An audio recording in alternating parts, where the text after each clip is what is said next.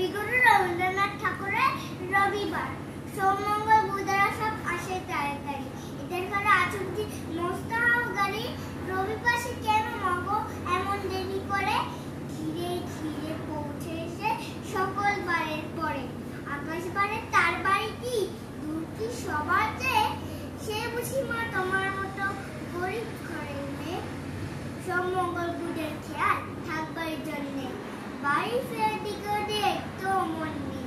রবিবারকে কে যে এমন ভীষণ তারা করে,